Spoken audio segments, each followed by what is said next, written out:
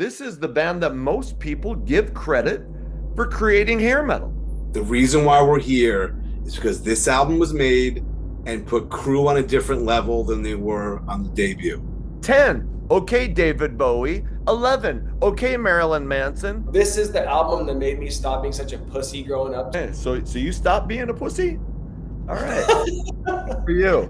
It's Dr. Feelgood for me. Somebody had Dr. Feelgood at 8, 9, somewhere in there. Is that right? That was me. That was you. Oh, yeah. You're fucked in the head. Without You, what a shit heap. The song Forever, the ballad on that album, shits on these two ballads. And fuck you guys for ripping on Love Bites, because Love Bites is fucking killer. Ryan, it's good that you're the first person that sounds like a real moron, so good for you. You're like, what the fuck are these guys doing? Oh, I know what they're doing. Cocaine. That's what it is. Let's get some more swearing and shit talking going on here, too, by the way. Go get crammed straight up Nikki Sixx's ass, okay? Okay, get down. Go play with the cat. Go eat the cat. Hey, why don't you guys continue your online dating on another format, okay? Holy heck, Breakfast Club. We're ripping out the Breakfast Club references. All right. Hey, Brian, you get my Motherfucker of the Year award, FYI. Right.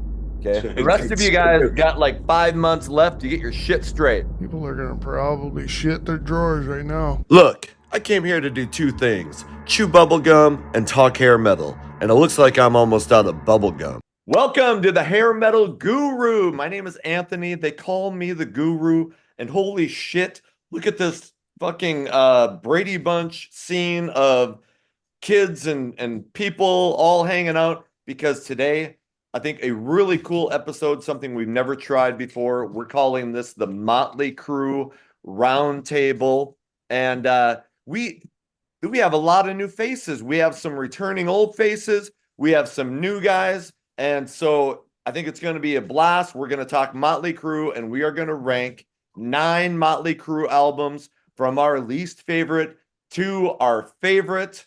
And with that, let's meet our contestants. First of all, in our upper left-hand corner, I think we got the Rock Resurgence Radio guys. Guys, why don't you introduce yourselves and tell everybody where they can find your shit? Hey, everybody.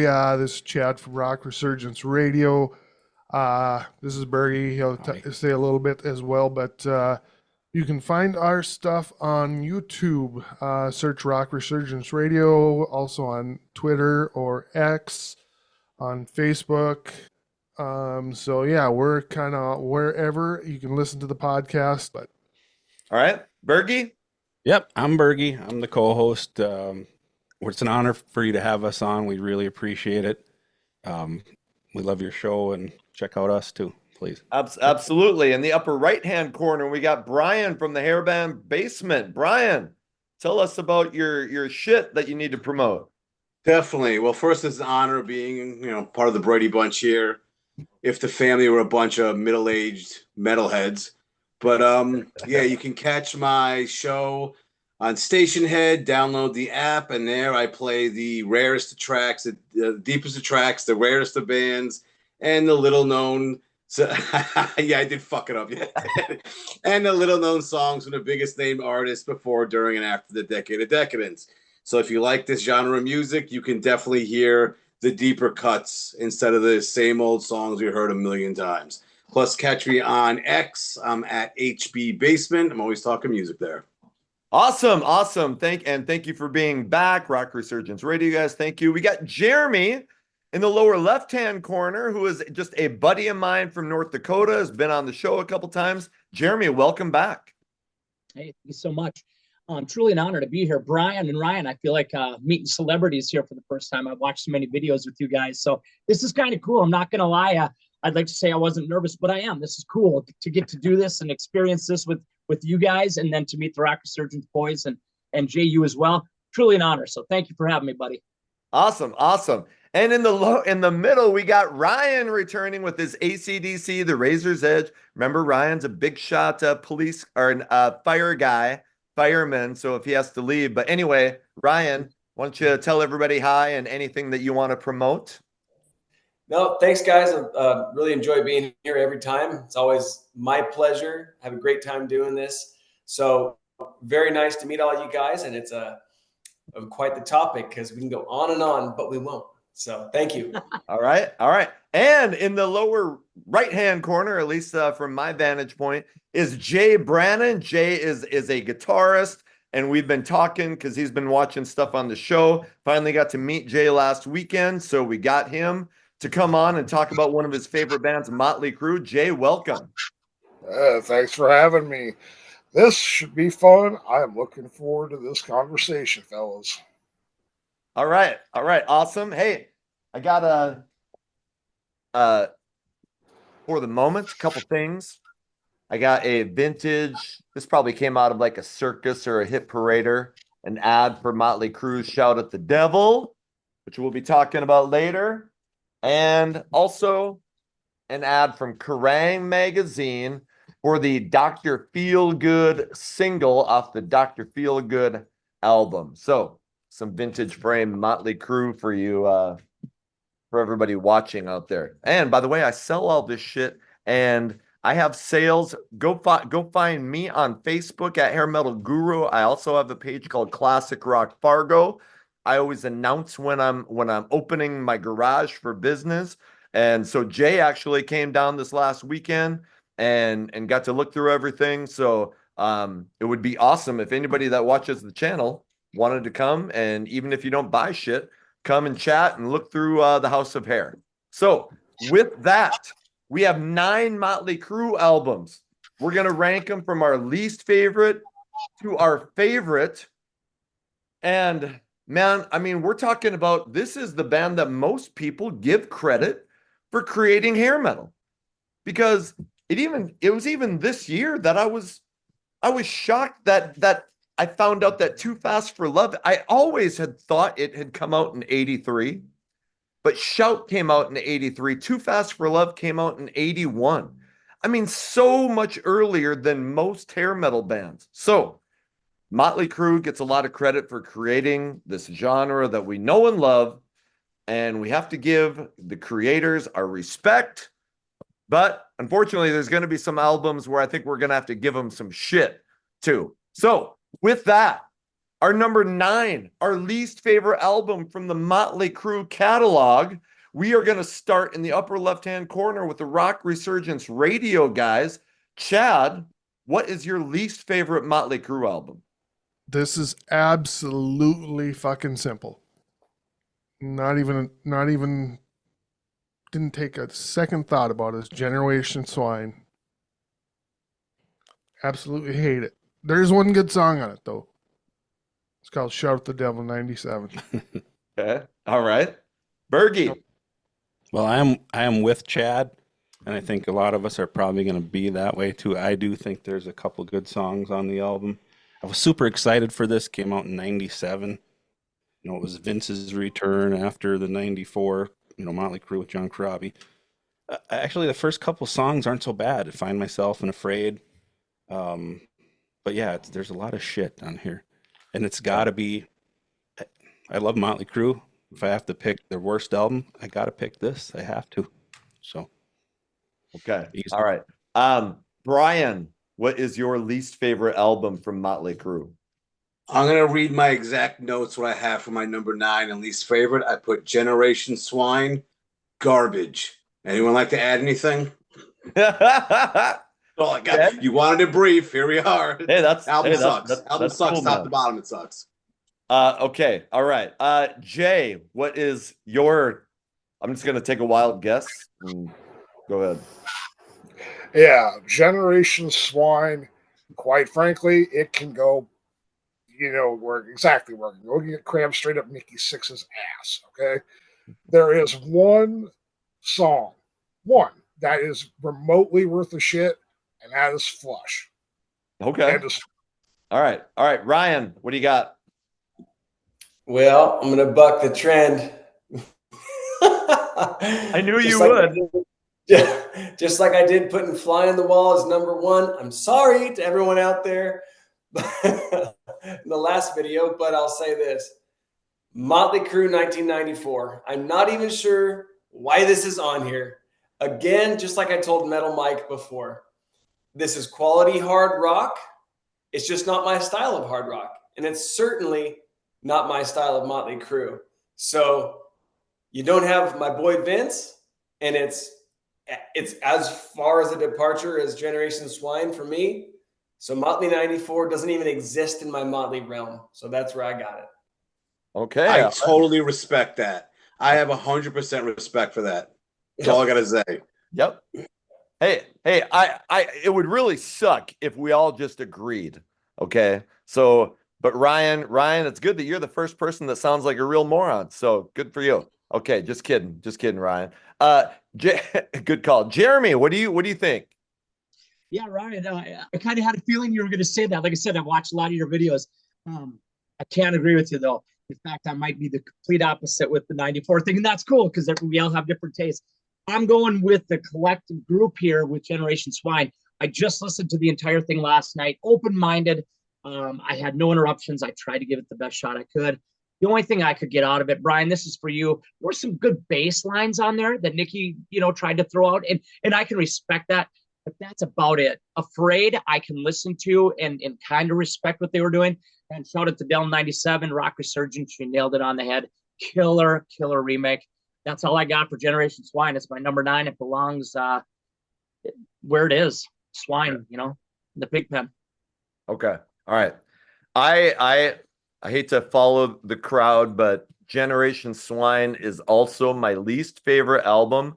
So I'll say this. I love the chorus on Find Myself. When Vince comes in, it sucks when Nikki's singing, but I love that chorus when Vince comes in.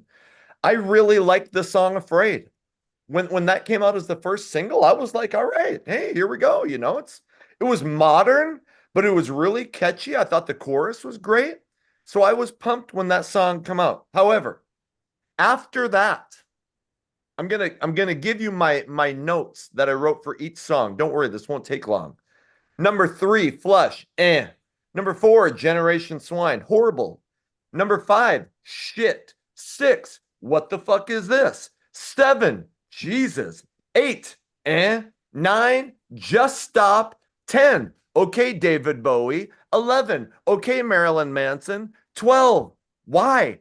And Brandon, Just Kill Me Now.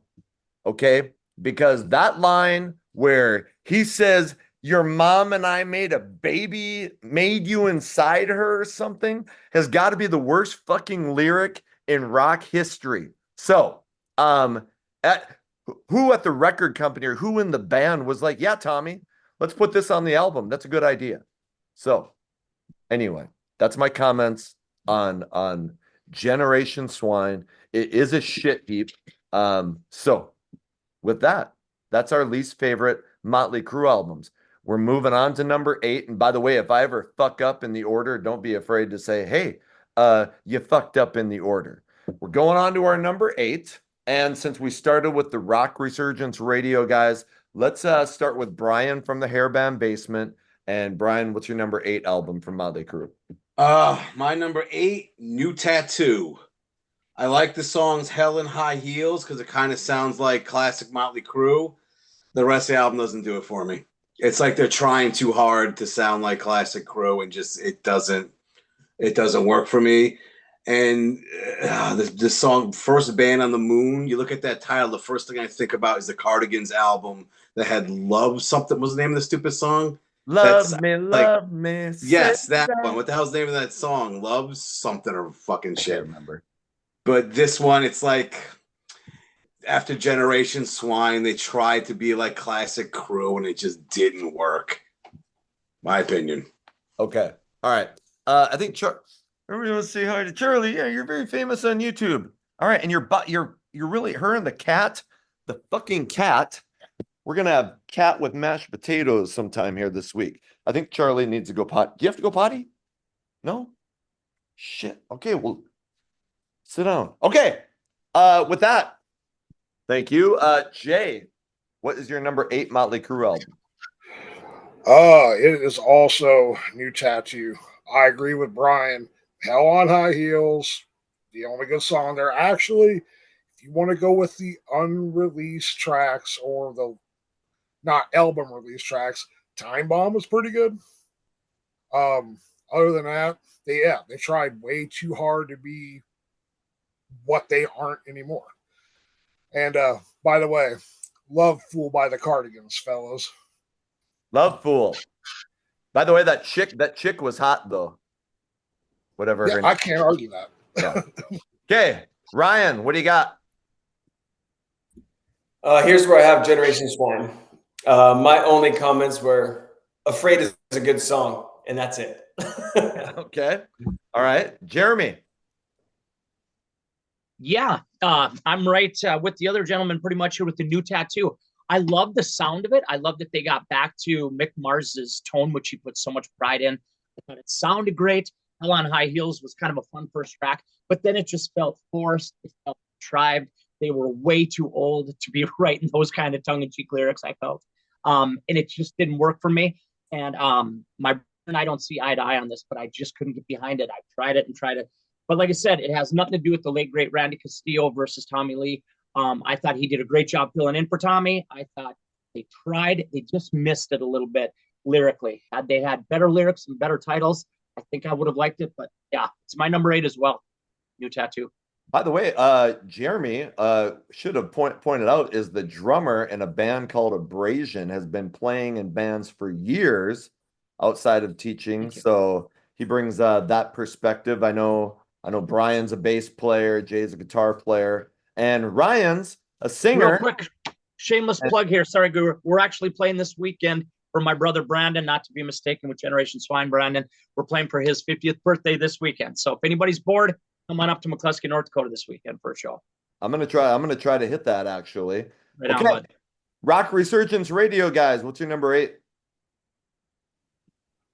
Well, I will go first, and I'm going to change it up just a little bit. I'm going to go with Saints of Los Angeles. For me, there's some good stuff on there that I do like. And I don't know, I've been listening to New Tattoo a little more than I have been listening to this. The one thing I can say is Motherfucker of the Year is probably a great title for a song. So that's great, but yeah, it just didn't do it for me. All right, Bergy. Well, first of all, are you going to play that song, Brandon, at your show? Because I might make the trip if you're going to. Well, if that's what it takes to get you there, we'll do it, buddy. Well, how far away are we? Where are you playing at again? McCluskey. We're about an hour and a half from you. It's not so far away. There you go. What night? Saturday? Saturday night. Okay. Hey, you guys should go because I might go. I got to work Saturday till 5. To see what happens. Love to see you guys. That'd be great. So Ryan, I'm with you on Motley Crue 94. This is my number 8 spot. And the thing of it is so when this came out, Vince had at least one solo album. Maybe his second one was already out. I don't know. But anyway, I was into that way more. I didn't know John Corabi. I didn't know the Scream at the time. I went and picked it up. I gave it one listen and I put it to the side. I mean, Hooligan's Holiday was a hit, I think, or on the radio at least. But I tried again just today to listen to it because I know it's going to rank somewhere higher than where I got it for sure by a lot of you guys. But for me, it's 8. Okay. All right. My number 8 is Saints of Los Angeles. And I mean, shit, this thing opened at number 4 on Billboard. I'll try to give all the sales figures. It has not been certified. And while I'm at it, Generation Swine opened at number 7 and did go gold. So, but I felt like, I'll just call it Sola. I felt like it was all about trying to reinforce how dangerous Motley Crue is. But it was 2008. And, they weren't dangerous anymore. They were just old guys trying to rock, which is fine. We're all old guys that are probably trying to rock too. But it just seemed, I think it's been said before, forced. Okay. So I'll Face Down in the Dirt had a good guitar riff. It was kind of punky. But a lot of the songs like Motherfucker of the Year, that's a good title, but it seems like it was just an excuse to put the word fucker in a song title because I thought the song sucked. Just Another Psycho. I wrote, they're trying, but they're not connecting. So there was a couple decent riffs. but nothing ever grabbed me. And I felt like they were trying to get back to the old days, but the old days were gone. And you know, I mean, that's the last Motley Crue album we got. Now we got Dogs of War, which was a big pile of shit. So, you know, I just, does Motley Crue have anything left in the tank?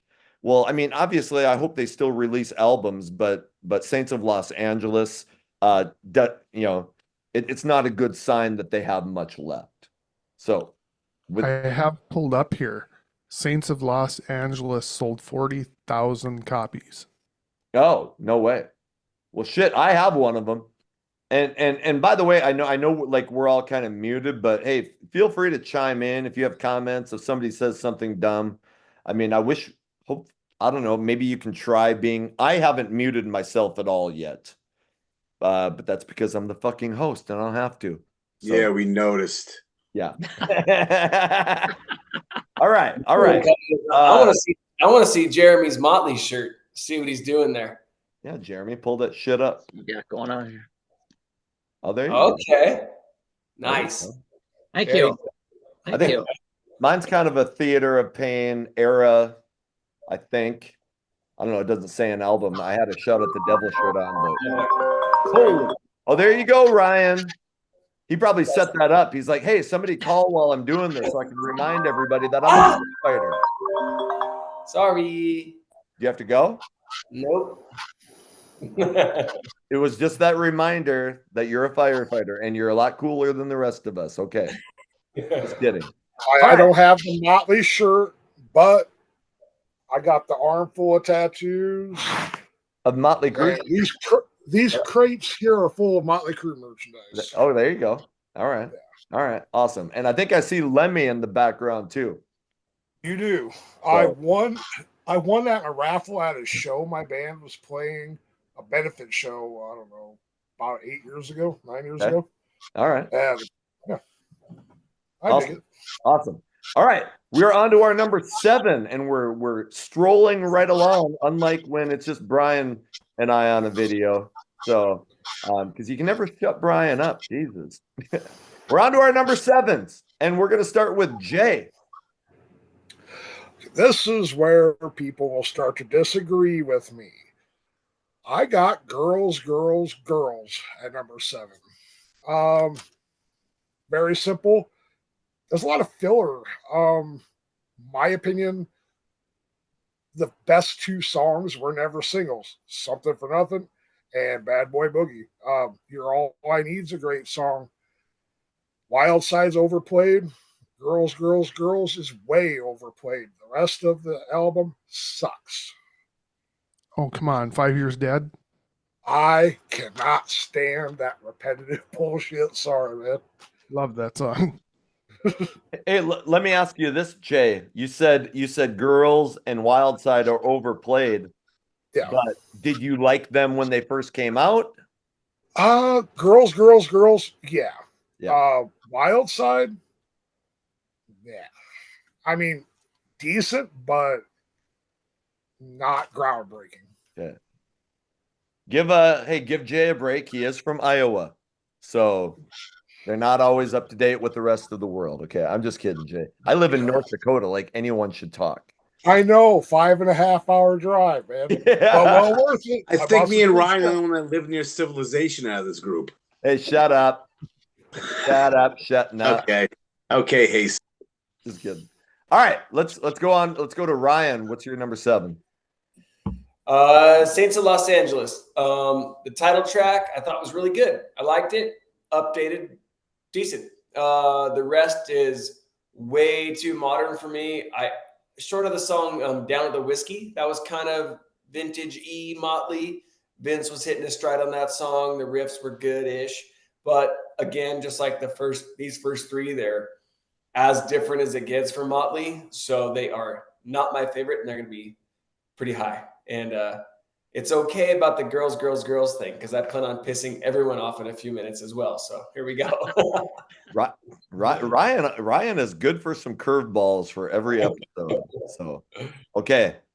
Jeremy, it's your number 7. Yeah, this is going to seem counterintuitive. especially with showing the shirt like I just did. But my number 7 is actually Theater of Pain. Yeah, and it's not because I hate it. I wrote here, I just said it's a solid album. There are some great tunes, like Louder Than Hell, one of my favorite Motley Crue tunes. Fight for Your Right, kind of a cool guitar riff. Smoking in the Boys' Room, I didn't honestly like that when it came out that much. Home Sweet Home, I'm just burnt out of. But I like the album all in all.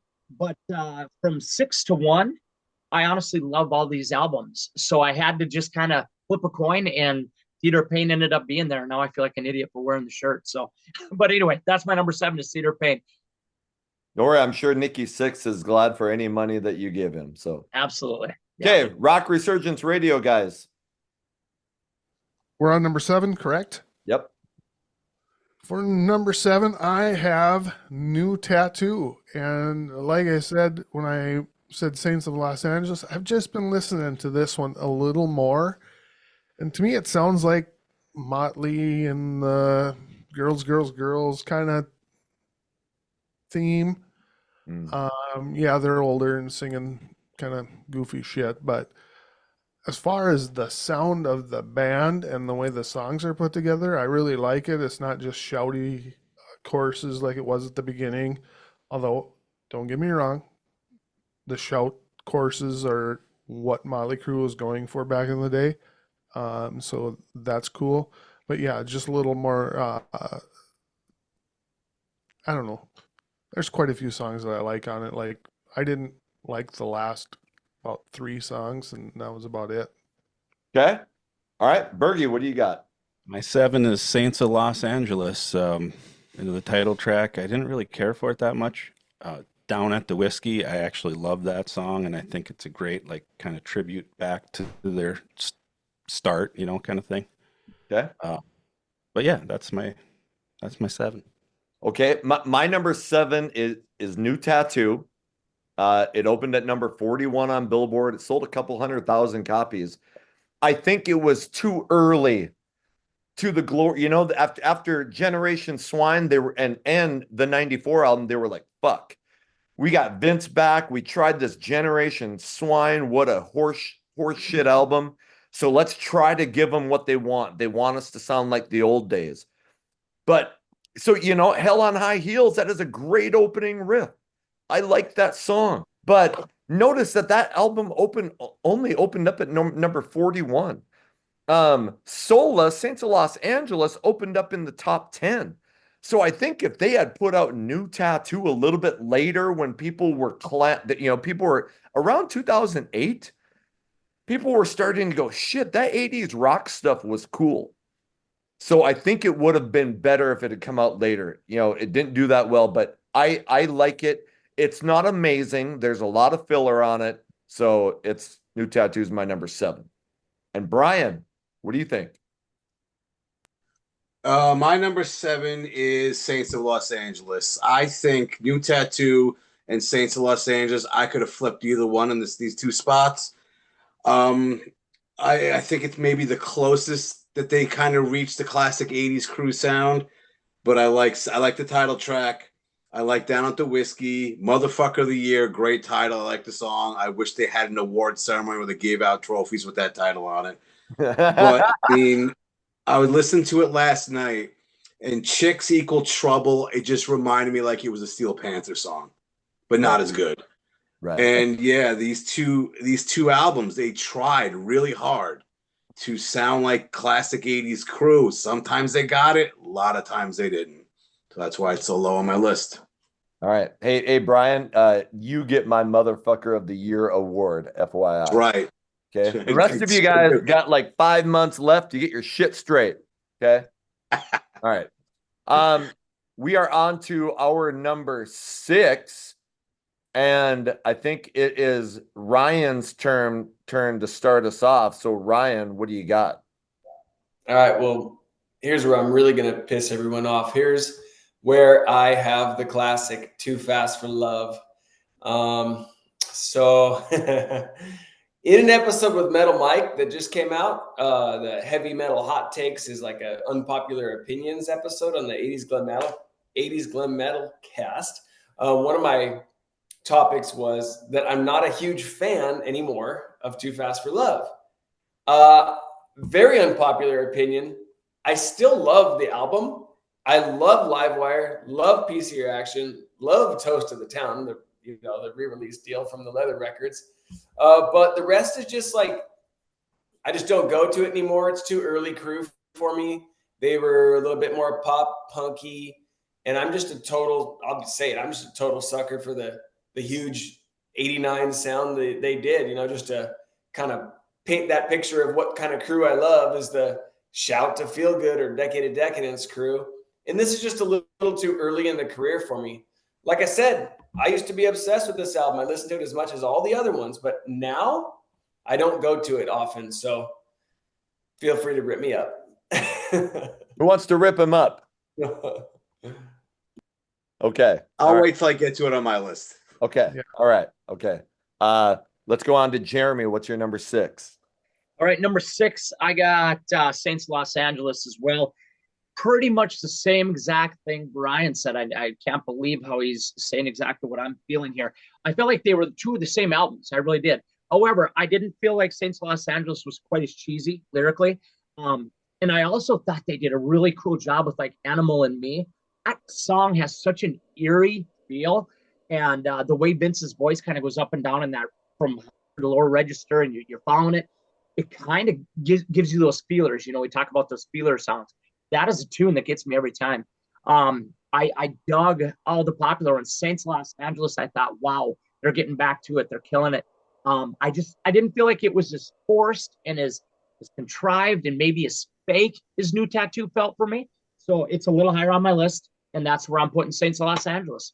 So kind of right mid-pack, I guess. All right. Rock Resurgence Radio, guys. People are going to probably shit their drawers right now. This is where I don't know how to. Well, I'm just going to say it. It's Dr. Feelgood for me. Wow. Yeah. Just it's I don't know. There's a few good songs on it, like Kickstart My Heart, Dr. Feelgood with the big drums in the beginning. SOS is pretty good. But other than that, it's a lot of fucking Without Chew. You can't say Chew. It drives me insane. I can't stand that song.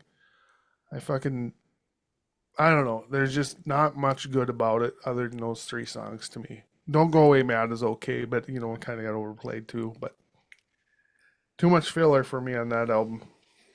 What was that? Without Chew? Yeah. You ever listen to the song? Yeah. It sounds exactly like Without Chew. Oh, yeah. Well, don't worry. I'll be ripping on that here a little bit later, that song. Okay. Bergy, what's yours? Well, I disagree with Chad wholeheartedly, too, on that pick. I got to apologize. I think there's something wrong with our video. It keeps cutting out, so I'm sorry about that. But anyway, we just did an episode, too, where we did that album versus Shout at the Devil.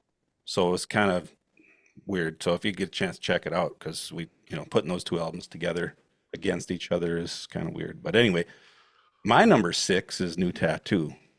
There's actually some songs on here that I really like a lot, and that's why it's better than my 7, 8, and 9 in my book.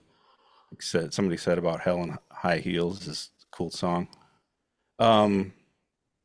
I like Hollywood Ending too. I'm kind of a ballad guy, and I know it's maybe not really a ballad, just a slower tempo song, but I really like that song too. So that's my number 6, New Tattoo. Okay. My number 6, Theater of Pain. And it's probably not surprising, but these were the glory years for Motley Crue. I mean, they're on top. This is the album after Shout at the Devil. And fuck, it went to number 6. It's 4 times platinum. I'm actually surprised. But there was the 2 massive hits.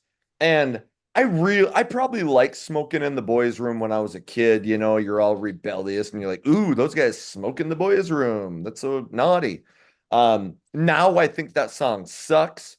Home Sweet Home, it's probably been overplayed for me, but damn it, it's a really good ballad, and I feel like that was one of the songs, that and maybe Dawkins Alone Again, where they made it acceptable for, because even though hair metal bands looked like chicks, they all played the "we're really tough and macho" thing. But suddenly it's like, hey, we can do ballads and be like REO Speedwagon and shit. So Home Sweet Home's a great song. I like Tonight We Need a Lover. But damn, there's a shit ton of filler after that. There's cool song titles, Louder Than Hell, but that's filler. Use It or Lose It, filler. Raise Your Hands to Rock is filler. So it's not a very good album, in my opinion. I know Jay is over there biting his tongue because we were talking the other day. I don't know where he has it ranked, but I just know that he really likes this album. So sorry, it comes in at number 6. That's my story, and I'm sticking to it. So, Bryan, what do you got? At number 6, that's where I got Girls, Girls, Girls.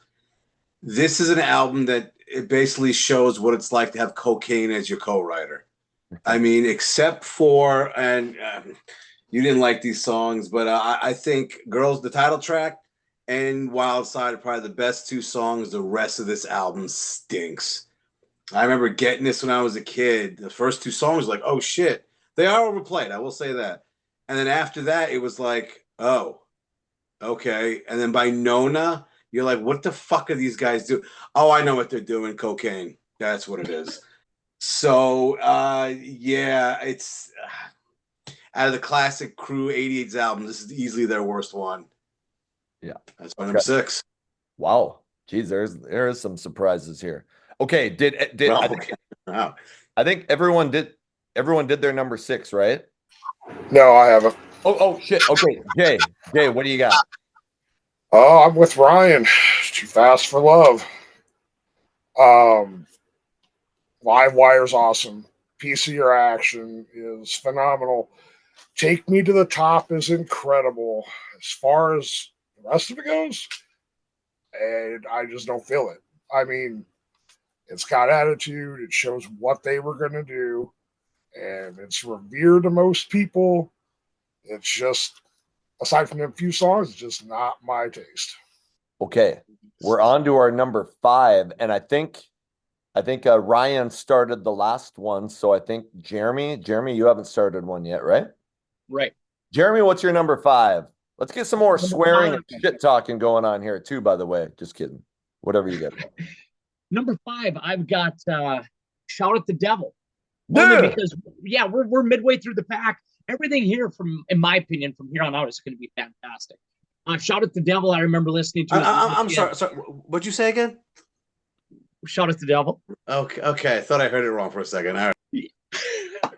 I know, right? Like I said, everything's going to be good from here on out. I had to pick one, Bryan. No, I love Are Shout you at the Devil. crazy? Hey, man. We got to mix it up. Remember, I was the guy that defended Vinnie Vincent's Invasion. So, hey, anyway.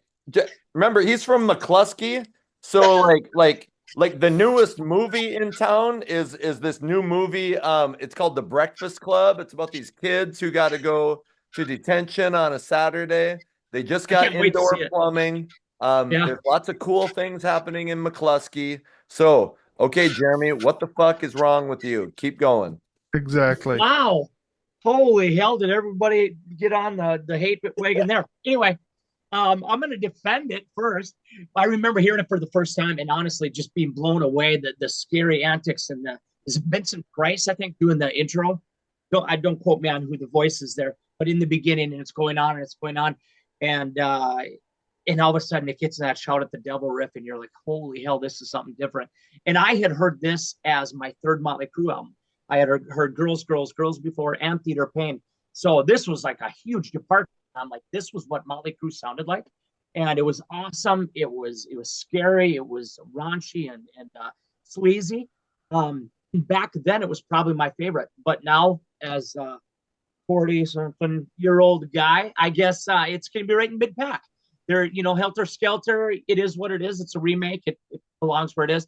But we do play Too Fast for Love. We play 10 Seconds to Love. I mean, so we play some songs, my band, from this album, and I love them.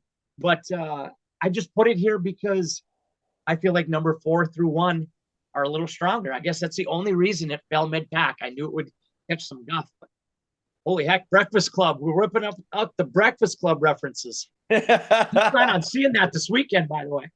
There you go. Awesome. Okay. All right. Whatever. Okay. Jeremy obviously doesn't know what he's talking about. Just kidding. Rock Resurgence Radio. Let's see if we can redeem ourselves. Weren't we just talking about cocaine or something? I think there might be a little involved tonight.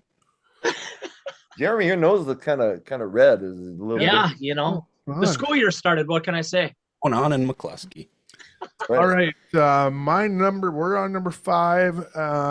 This is where Theater of Pain comes in for me. It's just all right. It was, it came out after Shout at the Devil. I was super excited, and it's about half good.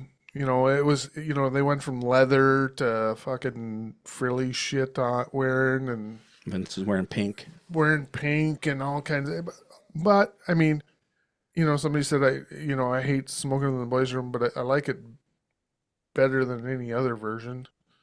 Sure. So if I'm going to hear that song, I'd rather hear their version. I like a lot of it, actually, to be completely honest. I mean, but the Beastie Boys Fight for Your Rights is better. Okay. All right. Bergy? Well, I got the same number 5, Theater Pain. I don't know what's going on with their camera. I apologize again. But anyway, yeah, so this came out, in the mid 80s, and I was pretty excited about it too. And I think, talking about Smoking in the Boys Room, I think guys our age heard that the first time and hadn't heard that knew it was a cover, Brownsville Station or whatever. Right, I hadn't heard the Brownsville Station version of it till after I heard this. But there's a lot of good songs on it. And I mean, it's number 5 out of 9. So it's not a bad thing. I don't think that it's at number 5 for me. I really like Louder Than Hell. Yep. The ballad, it's great, of course. Home Sweet Home. I like Tonight We Need a Lover. What's another one I really like?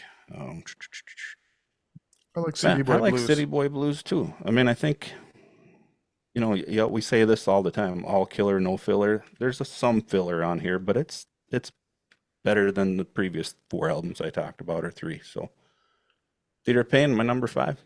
All right. Hey, Ryan is actually wearing pink underwear in honor of Vince's look from the Theater of Pain days. So, hey, me too.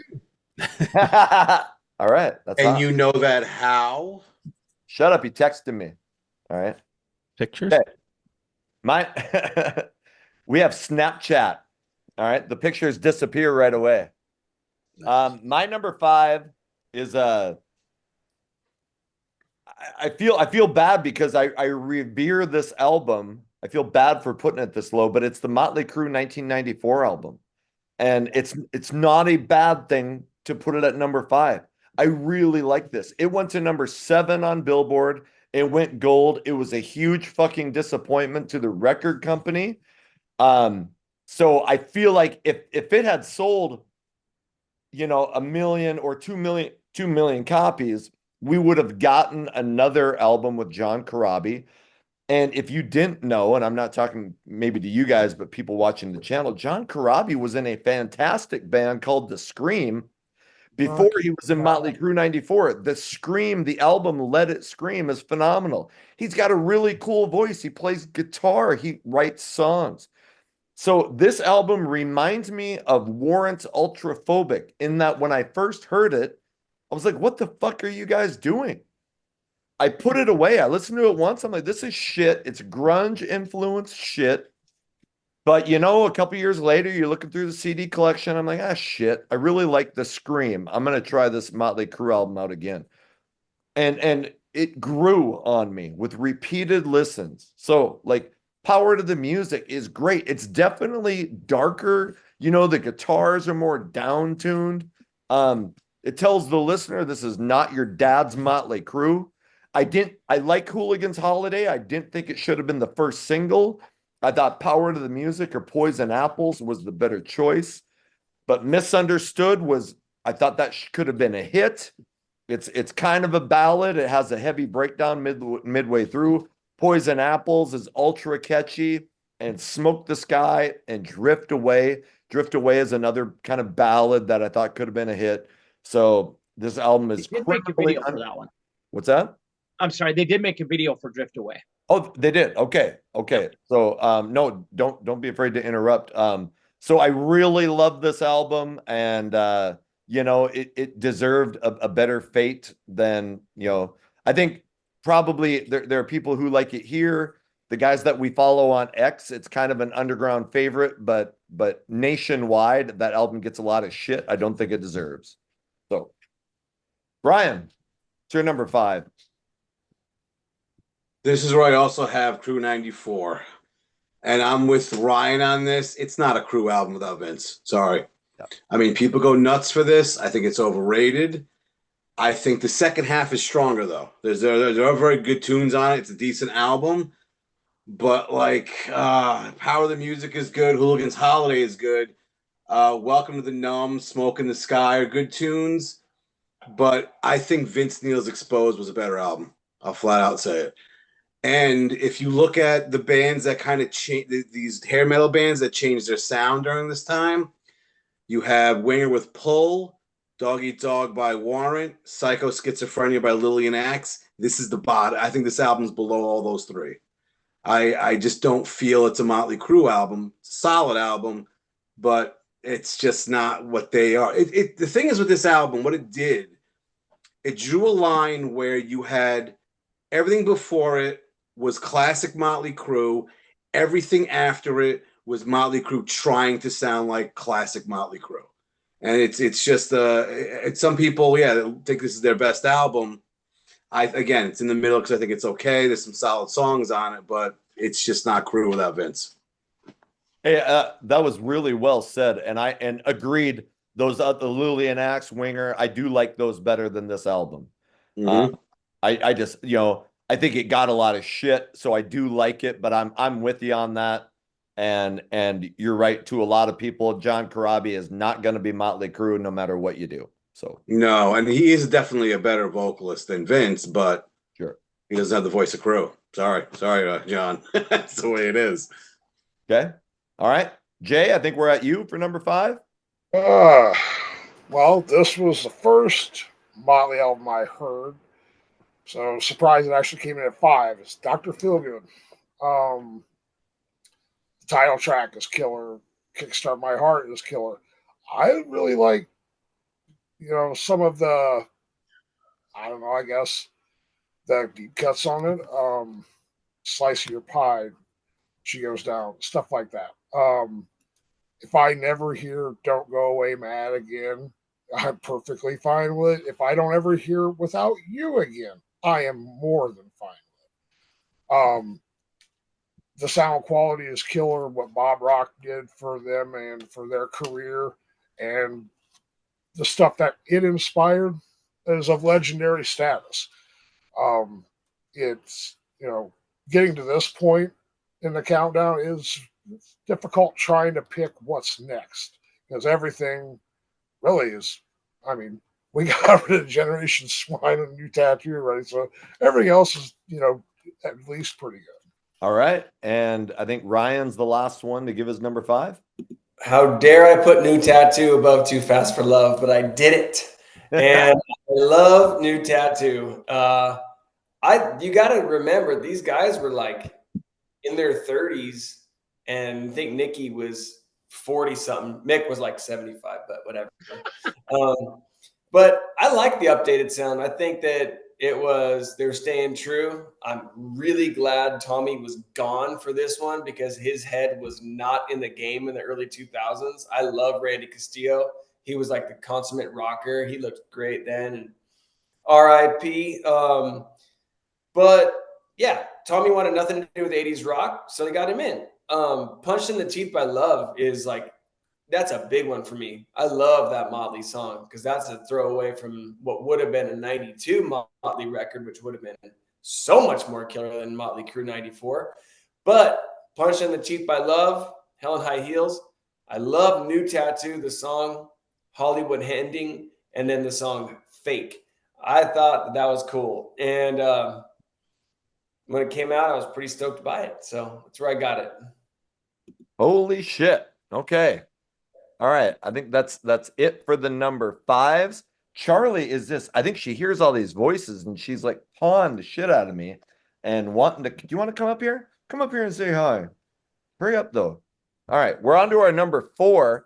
And I don't think I've started a round. So I will start a round here. And my number 4 is, okay, yes, you're very nice, you're very pretty, you're very smart, and you're going to be famous on YouTube. Okay, get down. Go play with the cat. Go eat the cat.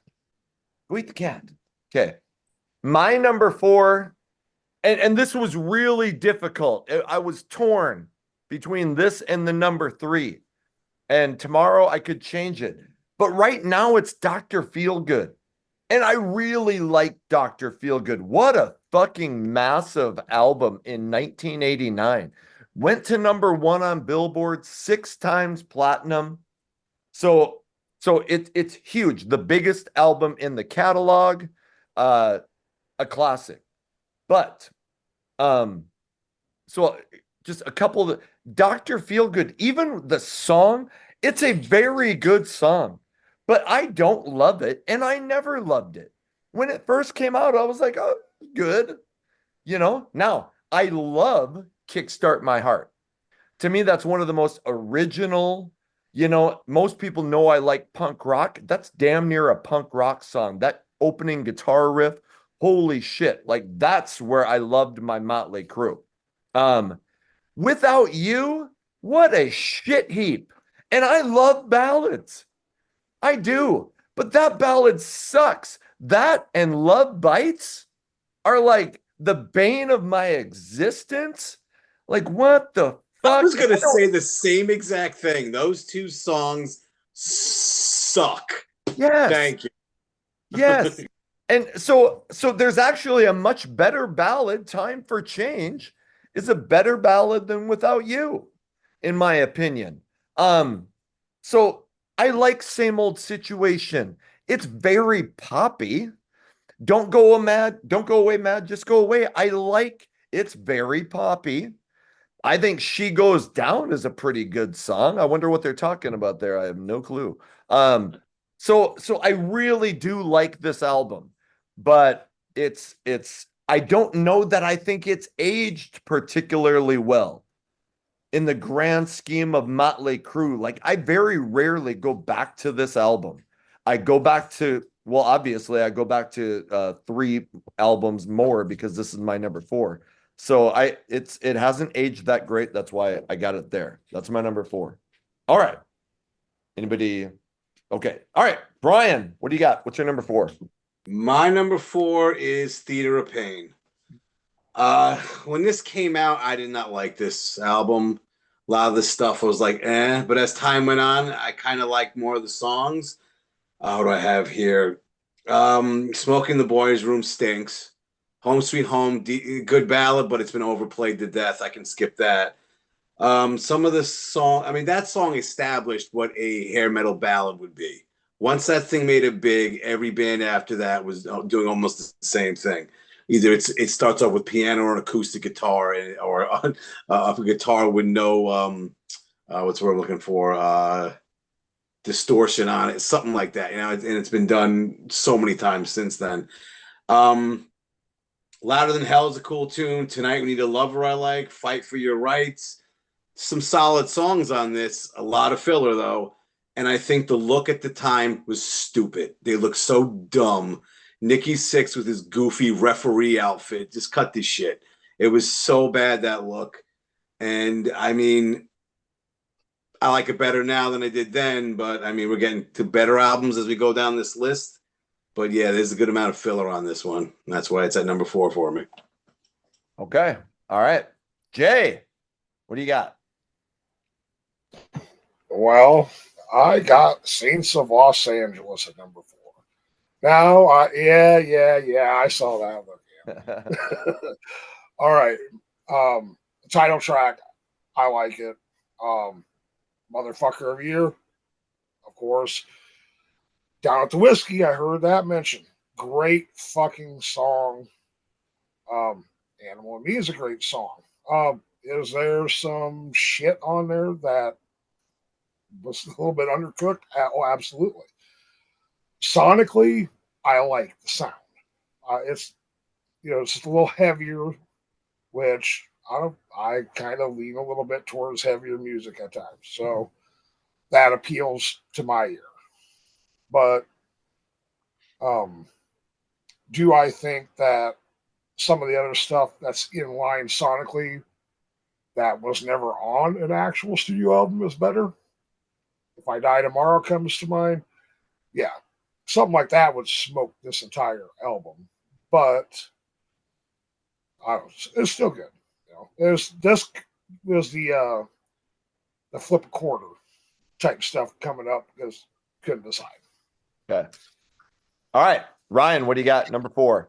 Number 4, Girls, Girls, Girls. Great look. I thought it was cool. Great production and sound. Mixed guitar is ripping. It's deep. Vince has a little bit more lower end. I like it. The album tracks kind of piss me off, though. My sleeper favorites are All in the Name of Rock, and I like You're All I Need. It's a good one. Girls, Girls, Girls, the song as a hit single, I still can't turn off. I still love it. I think that opening riff is just like firing up a Harley. It's great. So I won't turn that off. I will agree. Wild Side has become not something that I go to that often anymore. And Jailhouse Rock, kind of a cool cover. Nona, no. So that's where I got it. All right, Jeremy. We're on number 4, right? I got it's actually my CD player right now. I was listening to it on my commute. Yeah, and I still do listen to CDs. Too Fast for Love comes in number 4. I still love it. I still love the sound. It's raw. It sounds like it was recorded out in someone's barn. It's gritty. It's not polished. It's perfect in its sleaziness, and nothing more needs to be said. I like it top to bottom. I wish there were 2 or 3 more tracks on it. Post of the Town they did, but that was not on there. Someone explain that to me. Where did that ever end up in the grand scheme? I was actually, and maybe Bryan looks like maybe he knows the answer, but I was. Yeah, they ended up putting it on like a deluxe edition later on. Yes. Okay. And Pretty Boy Floyd did it also. Yes. Pretty Boy Floyd did it. I would have loved to have that. Toast of the Town on the Too Fast for Love. I think it would have just added to what was already a great album. They made it with, I think it's $500 or $800, and oh dang, I love the cover. You got the leather and spikes. That was what started it. I mean, whether Rob Halford meant it to look badass or not, it did. It worked, and the album sounds just like the album cover look. So love Too Fast for Love. Got it at number 4. And FYI, the Pretty Boy Floyd cover of that song is fucking awesome. Yes, it is. And the Motley Crue version is great. How did that not? I mean, fuck. Yeah, I know. So, okay, good call. We are on to the Rock Resurgence Radio, guys. Number 4. All right, here we go. My number 4 is going to be Girls, Girls, Girls. And songs that I like. I do like Girls, Girls, Girls, Wild Side to a Point, 5 Years Dead, All in the Name of, Something for Nothing, and You're All I Need. All good. And I was in a band once that did the Motley Crue version of Jailhouse Rock, which was pretty cool.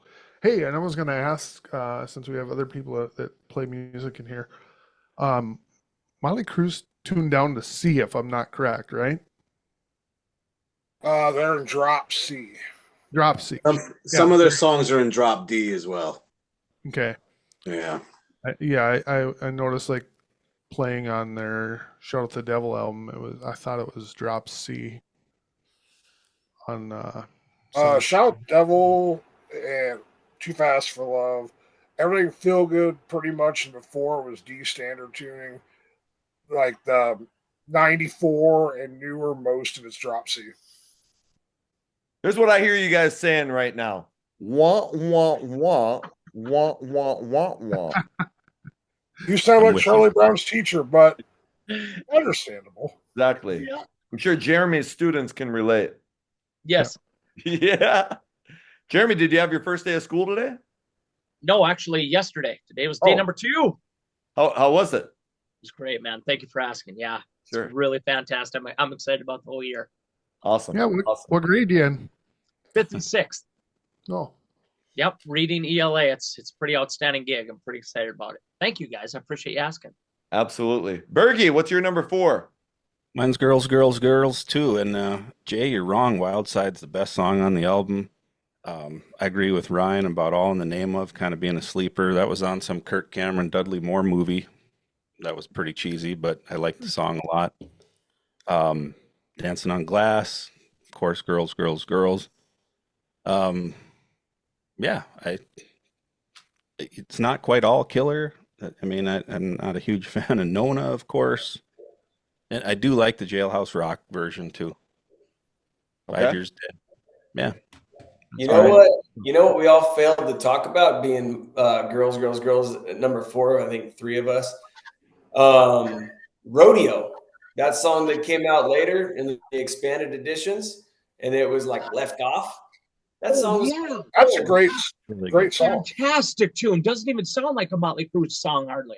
No, that was a killer one, I thought. And why it didn't show up on the album, I don't know. I know Metal Mike said maybe it sounded a little bit too much like Home Sweet Home or the theme of Home Sweet Home, which is a good perspective. But man, that's a killer song. I wish they would have included it. Might have been catapulted it to a few more times platinum. I just heard that song last week, Ryan, and I was blown away at that. I never heard that before. It's such a cool tune. Yeah. Yeah, I think Ryan, you actually reminded me of that. I think I'd heard it, but you were like, I don't know, at some point we were talking, but yeah, it's a good song. What the fuck happened there? Yeah. Okay, we are down to the top 3. And so I'm just going to pick random people to start. If you're like, man, I don't want to start, just let me know, but I'll pick random people. We'll get down to our number 1.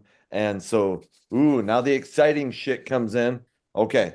So let's just go back to the beginning. Let's start with the Rock Resurgence Radio, guys. What's your number 3 Motley Crue album?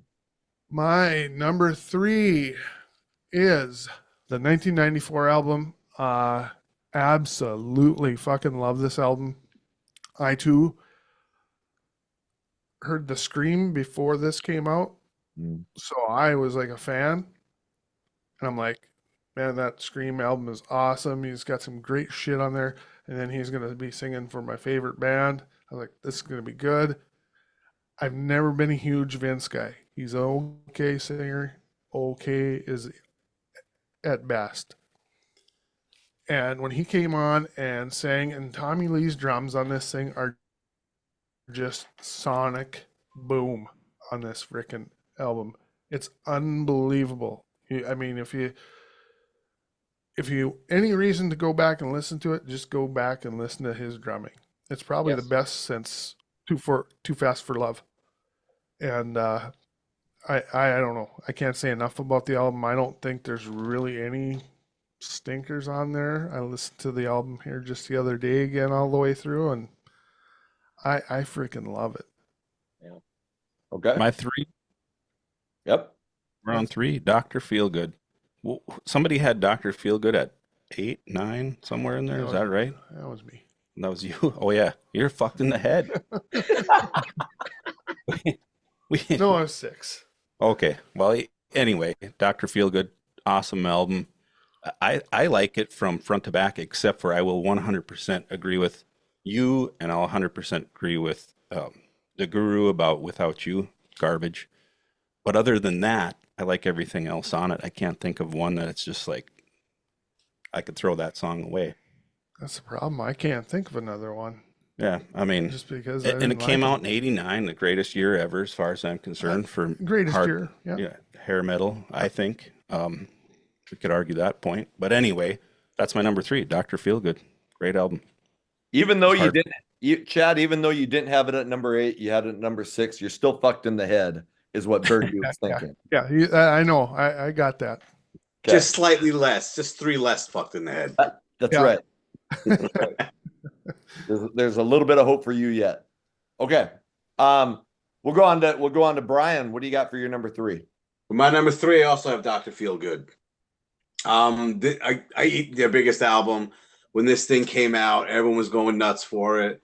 A lot of solid tracks. This is what happens when you finally sober up and do shit right. I think Mick Mars has some of his best riffs on this album. Some of the tunes I like, the title track, I mean, it's overplayed, I get that. Kickstart My Heart is a classic. Except for that shit Without You, the singles are pretty solid. But I think She Goes Down has a great killer riff when it opens. The lyrics, okay. At that age, we get it. Without You, again, it stinks, but I think this really brought back what Crue was trying to do the previous two albums. So that's why I have it so high. There's so many. I mean, there is some filler songs on, don't get me wrong. But yeah, this is a classic Crue album, one of their best. All right. Good call. Jay, what's your number 3? I've got the 94 album. I remember bought it day came out, put it in my car, and the beginning of Power of the Music, Jesus Christ, heavy. I mean, I'm a big fan of Pantera and bands of that nature, so I'm like, fuck yes. You know, Vince has never been a good singer. He is a good front man. John Corabi, he's got a good voice. So I love the album, top to bottom, nothing bad about it. I will say, if they had changed their name from Motley Crue to whatever you want, Timbuktu, that would have, there is no doubt that thing would have went multi-platinum. We probably never would have got Vince back in the band. Who knows? agreed. And by the way, I love Pantera also. Thank you. Yeah, Pantera is awesome. I think if they changed the name to something else, every single metal magazine would say whatever the name is, scratch and sniff, with former members of Motley Crue. They were not walking away from the name. Yeah, that name was not gonna. It was stuck to them. Whether they used it to sell albums or they couldn't get away from it, they had that with them forever. That wouldn't have changed. Yeah. The only thing it may have done is, you know, person X who hears it on the radio back then, they hear, you know, if the DJ would have said this is so and so, played whatever. Anybody that wasn't in the know, you know, they would have fallen for it. Anybody else, you know. But I think the DJ, as they introduce it or say what they just played, would have said former members of Motley Crue in Scratch and Sniff with John Corabi or something. I don't think they could have gotten away from it.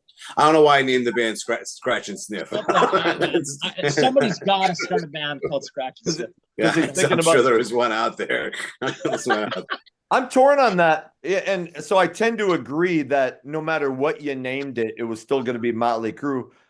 But you have bands like Velvet Revolver that did pretty well with at least their first album, and being mainly former members of Guns N' Roses. You know, but I don't think anyone brought up that band and didn't mention it was members of Guns N' Roses. Sure. Yeah. Glenn Staley. But it with Scott Weiland, but it sold well the first album. So yeah. I hear you. In 1994, anything associated even remotely with the 80s was going to have a tough time. Yeah. No matter who it was.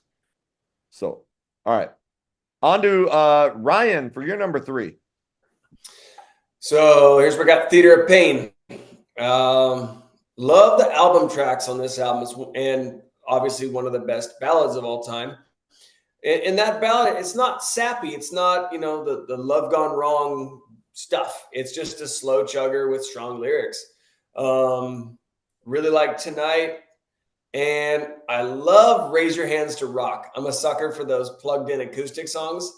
And I think Vince sounds killer on that song. It's about as Vince Neil as it gets. I don't go to it a lot until recently again. And I thought, this is pretty killer. So that's where I got it. All right.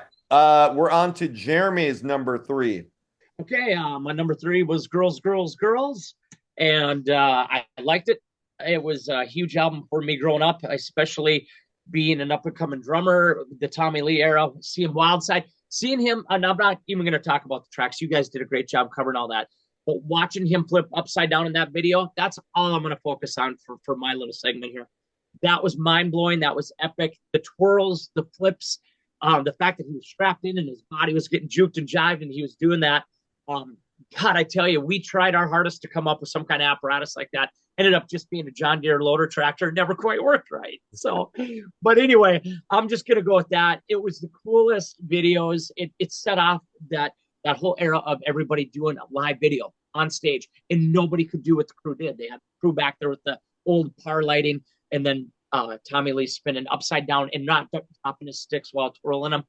That's rock and roll, man. That's all I'm going to say. And the songs are great too. I really like it. There's only one or two I don't like. Nona is nuts kind of song. It shouldn't have been on there. Other than that, I think it's a pretty solid album all the way.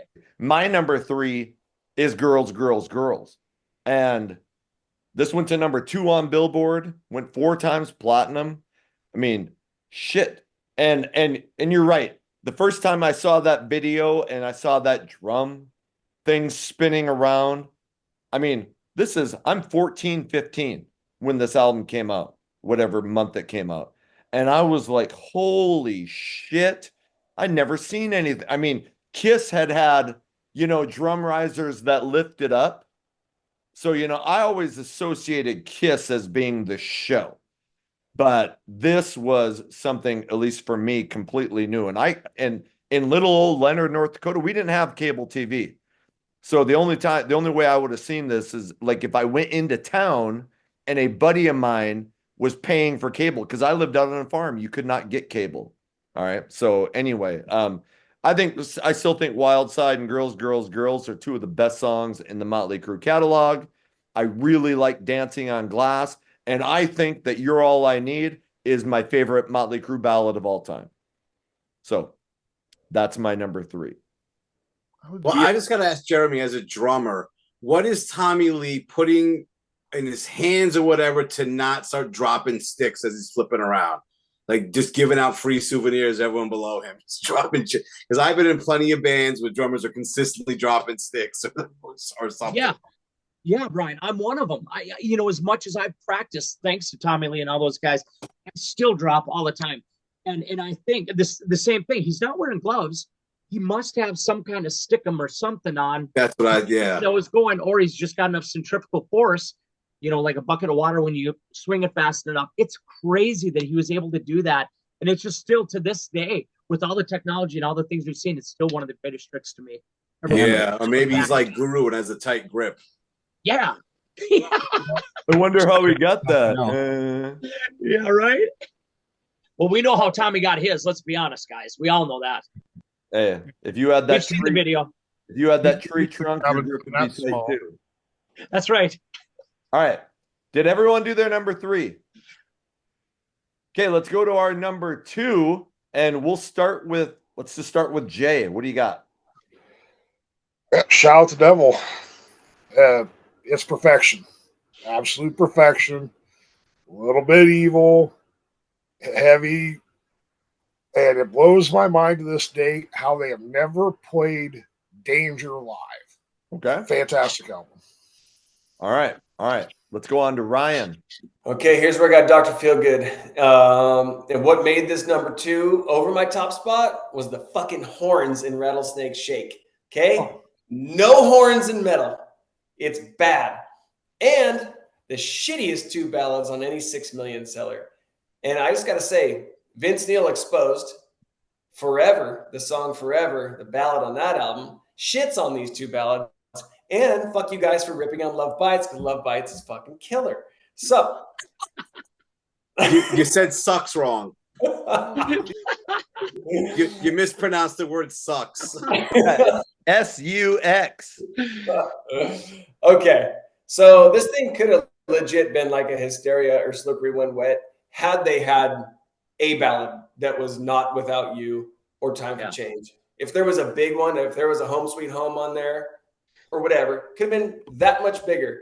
But this is my favorite time for the crew. They were filthy rich, in great shape. They looked great. The sound was great. The shows were killer and they sounded killer. Like if you look back at those shows, and maybe some of you were at the shows, they sounded on point. And this, if you look at the way Vince commanded a stage in '89, kind of his whole career up till like decade, dude, he was like a Roth, like commanding front man running around the stage. It's just so different now. It's so quickly. He fell from grace so quickly after that. But in his heyday, he pulled it off very well. And I almost made it my number one, but I didn't. Okay. All right. Okay. Jeremy, what's your number two? I'm going right with Ryan, the Dr. Feelgood. And this is the reason right here. I think this says it for me. That cover, I had the poster. I had the huge Spencer, I think they were called Punky or Funky posters. I had that poster hanging on my door. I had it in my desk at school. I just love that cover. I think it epitomizes rock and roll. Like Ryan said, they looked awesome. They were in the best shape they've ever been. To me, they were a lean, mean fighting machine, and it showed on this album. She Goes Down, probably one of my favorites because it's not overplayed. And that little zipper intro is so cool. It's so tongue-in-cheek. That's how I got to say about it. The cover, the look, everything about it was sheer perfection for me. All right. Rock Resurgence Radio. Okay, I just switched mine, honestly. I'm gonna go with Too Fast for Love here. Cause I mean 1 and 2 are just like frickin' flip a coin. Too Fast for Love is absolutely awesome. The only song on there that kind of grates on my nerves a little bit is Merry Go Round because it gets a little repetitive. Other than that, front to back, it is just fucking awesome. I love everything about it. I don't know why. It's just the sound of it. And it wasn't the first album I heard by Motley Crue. I heard Shout first, and then I went back and got this. And I heard this, and I was like, Jesus, this sounds so different, And another thing that used to piss me off about this, I had the tape. And I had a Kenwood deck that had tape advance. The fucking gaps between the songs are too small. It wouldn't catch them, so it kept going, and it would, I couldn't get it to the next song if I wanted to. But I mean, if I had to pick a number one song, I mean, I like a lot. There's Starry Eyes, I really like. On with the Show, Piece of Your Action, Public Enemy #1, Live Wire. I mean, they're all good. All right, Bergy. I had a really hard time not picking this as number one, but I'll get to that when I pick my number one and tell you why. But I'm with Chad. Too Fast for Love, and it's same thing. I didn't hear it first. Heard Shout at the Devil first. Of course, I went back to this. Somebody had talked about the two unreleased tracks, or they were a demo, right? Stick to Your Guns, Toast of the Town, and I love the Pretty Boy Floyd version too. Totally underrated stuff. But I've seen Motley Crue live twice within the last year, and of course, John 5 versus McMars and Vince's voice. I think he still kind of has it, but he's too he can't keep his breath, so he does a lot of the crowd singing, kind of thing. But they've played, on with the show, and they played live. Of course, they play Live Wire all the time. But I love to hear him play these older songs. Really tough for me to not pick at number one, but that's my number two. And you get a lot of cowbell. Hey, you can never have enough cowbell. That's right. All right. Jay started. Okay, so I'm up. My number two, and I agree. It's really difficult. I mean, these albums are fantastic, but I'm going with Too Fast for Love. Shocking that this came out in 1981. Like they were so ahead of what was going on in music. I mean, we were coming out of the punk / new wave, heavy metal, or, hard rock. A lot of people thought it was dead. You did have like Van Halen, props to Bryan's his favorite band. You did have Van Halen, who I think deserves a lot of credit for creating hair metal. At least the attitude, some of the sound. But Motley Crue brought in the look, the attitude, and they weren't like, I mean, I'm not a musician, but they weren't like the most talented band ever. So people could say, hey, nobody could say, hey, I'm going to try to be Eddie Van Halen. But you could look at Motley Crue and say, you know what, maybe I can do that. So they inspired a ton of hair metal, Live Wire, Take Me to the Top, Piece of Your Action. I think my favorite song on the album is the title track, Too Fast for Love. So I would give anything to get a Leather Records original copy of this album before it got released on Elektra. You got to have about $1,000 on eBay if you want one. So I'm hoping that's kind of one of my holy grail items that I want to get, but that's my number 2. Bryan. Very well said, by the way. Thank you. I also have Too Fast for Love at number 2. It is my favorite Motley Crue album. When I get to my number 1, I'll say why it's not number 1. But I mean, it's raw, has a punk sound to it. There's not one song I really would skip. You guys said a lot of them. I mean, Take Me to the Top, Live Wire, Piece of Your Action, Starry Eyes. And it came up before. Toast of the Town should have been on this album. It's my favorite Motley Crue song. That song is just awesome, and it should have been on this album.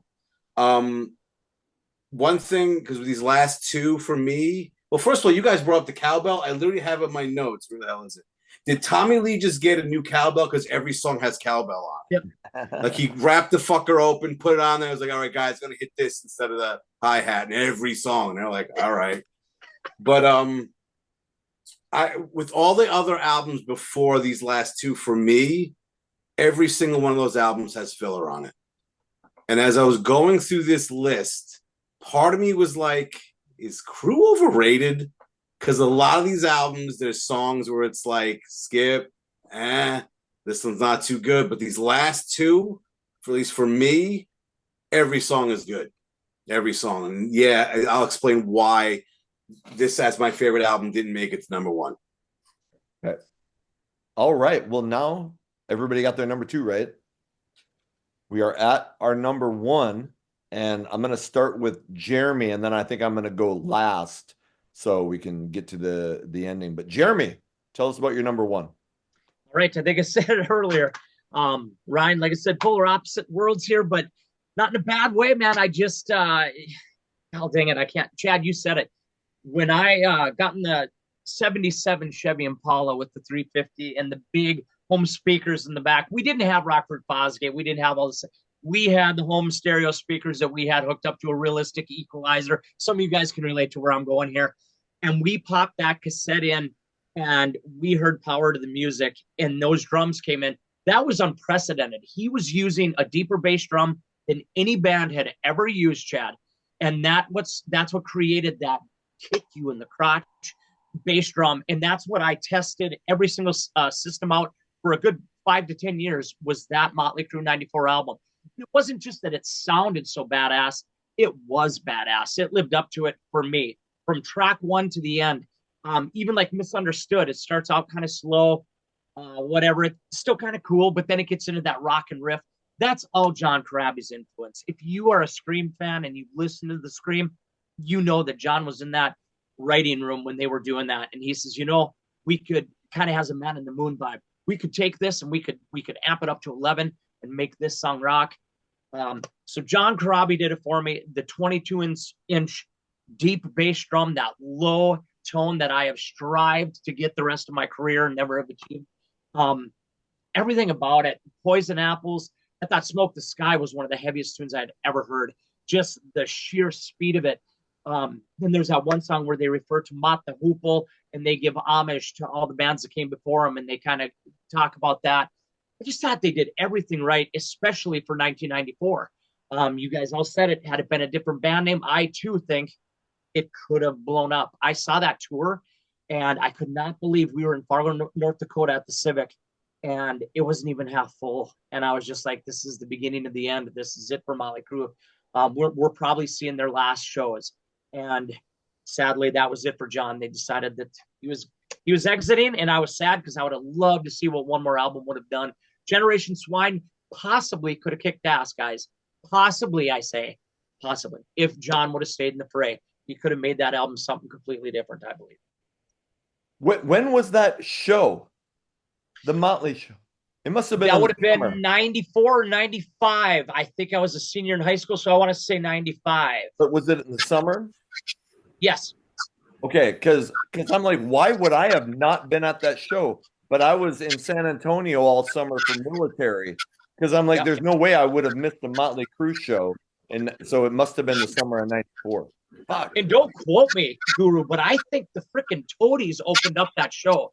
And I have no idea how that worked, but I'm pretty sure it was the Toadies that opened up for Motley Crue. And that's when you knew everything was just kind of going off the rails. Jesus. Typo Negative opened on that tour. Amen, Jay. Down here. Yep, down here at least. Peter Steele came out with nothing but a few flashlights and a couple. Yeah, and they blew my mind. They were awesome. I apologize. It wasn't the Toadies. It was Typo. It was the same thing here, though. I mean, they played about a 15,000 seat venue with maybe 5,000 people in it at best. Yeah.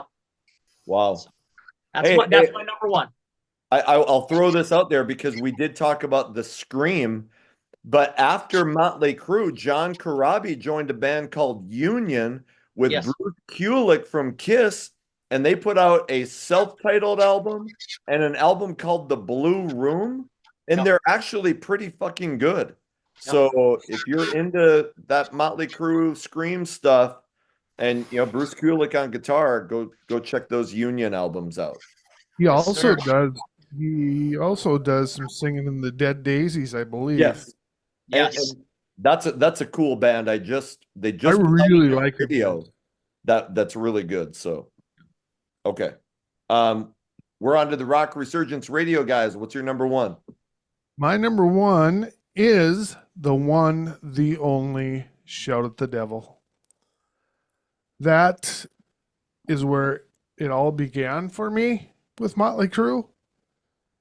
And it is the be-all, end-all for me of Motley Crue. It just really, from the very first time I heard it, and I've said this we had an episode on this, from that fucking beginning, when you're a kid, you listen to that in the beginning, and then all of a sudden Shout at the Devil jumps in.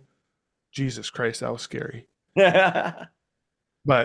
And then from then on, other than Children of the Beast and In the Beginning, there's not a bad song on that album. They're all fucking killer. They all, man, they're good.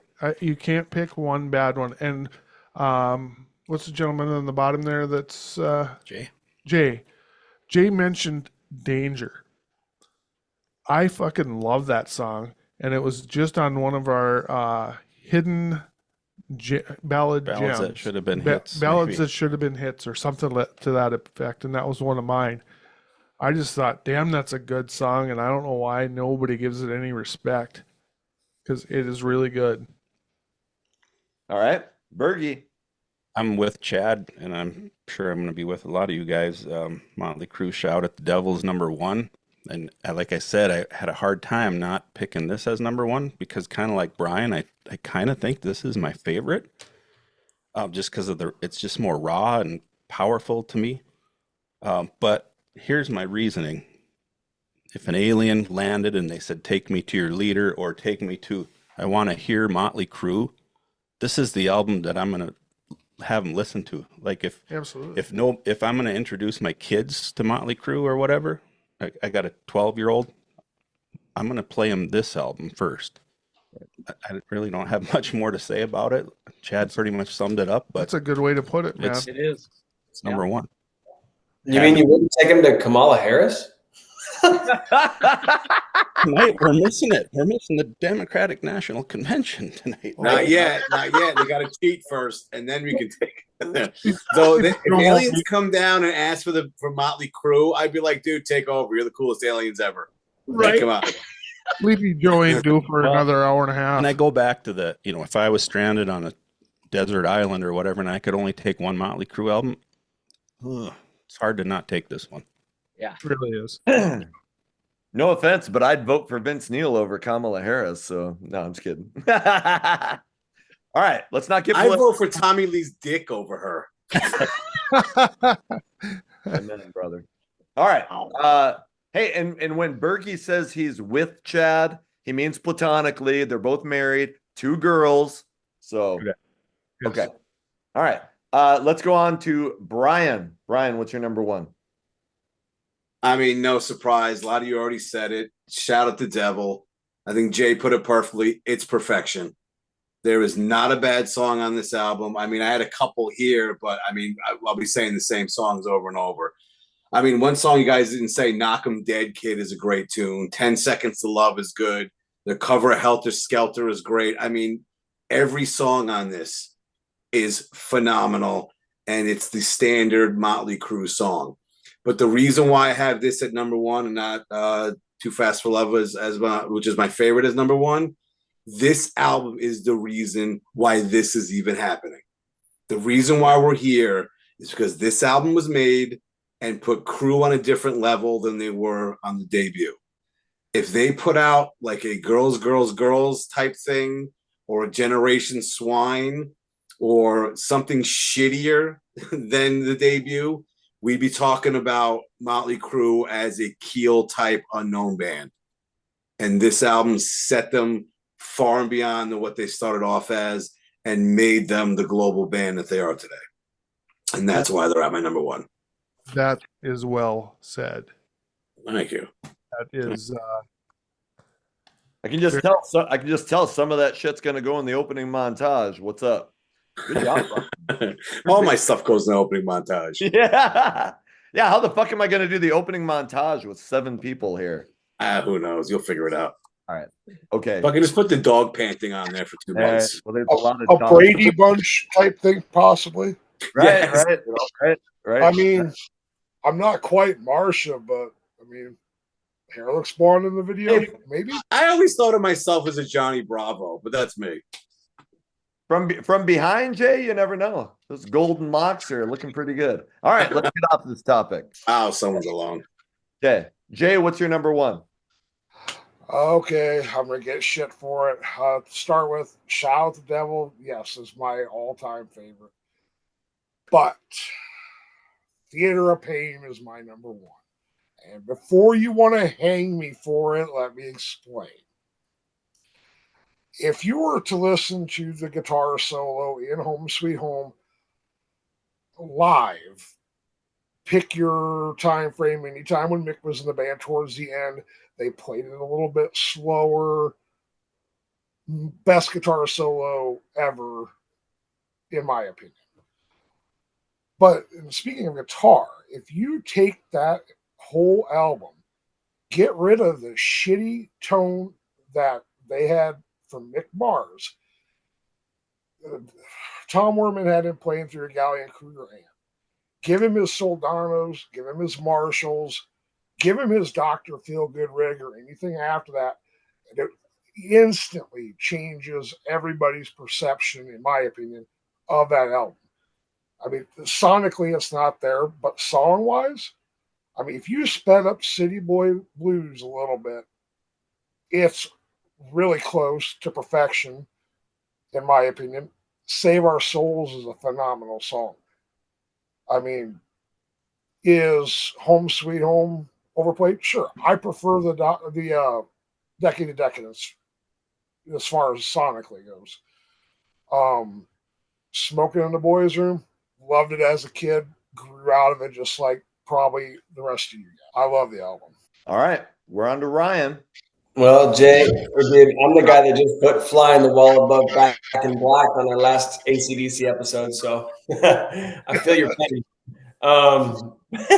Anyway, I know predictability stinks, but I absolutely have Shout as my number 1. It edged Feel Good because there's no annoying weak spot at all. The hits still hold up as total headbangers, and the album tracks are, in my opinion, by far the best out of any Motley album. I got to give some special love to Knock 'em Dead Kid and Bastard. That's a ripper. That's a little that's the Get It Hot Off a Highway to Hell sleeper on this album. And I got to give some love to the album cover because I love those 4 square covers that got a little bit popular, like the Steeler album with Yngwie and Keel. They did it. And I think they did it like a year before. But then like, obviously, look what the cat dragged in.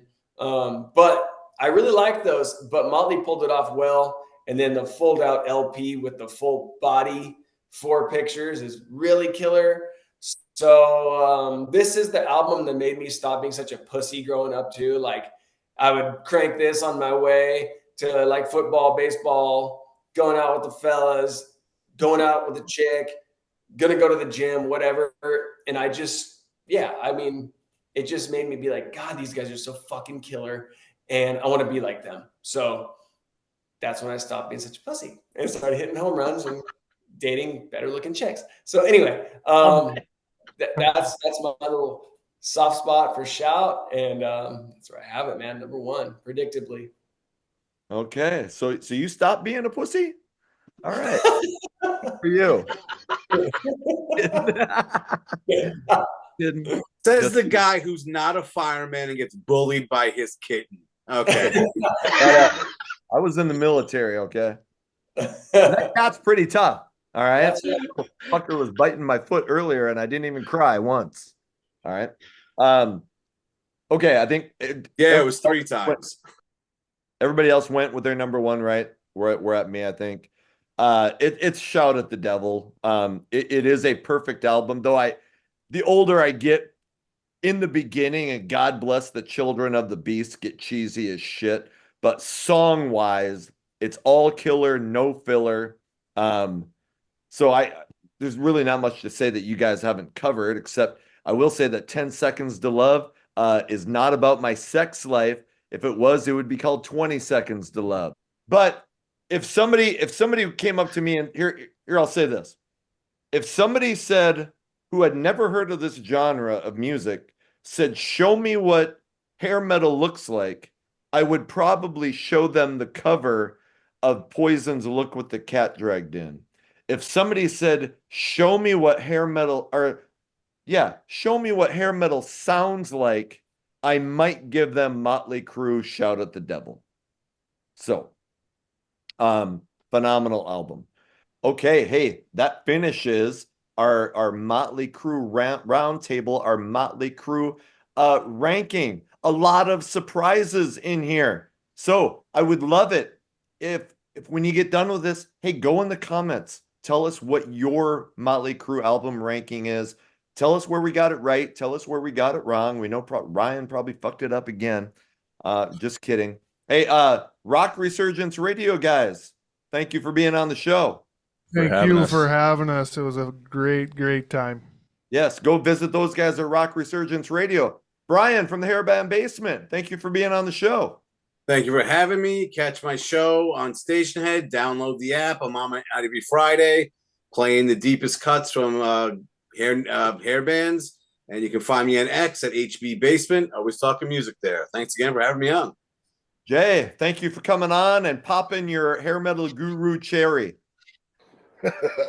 Well, thanks for having me, man. I had fun. Okay. All right. Ryan, thanks for being on again, brother. Anytime. Thank you very much. And Jeremy, back in school. Thank you for being on, man. Yeah, thank you. It was an honor. Thank you guys for letting me be a part of this. It's great to meet y'all. Hey, You too, man. like, subscribe, comment. What the hell? Ring the bell if you want notifications. You also have the opportunity to be a member, join. It costs a couple bucks a month, but anything that you can do to support the channel, I really appreciate it. Until the next video comes out, my name is Anthony. They call me the Guru. Take care.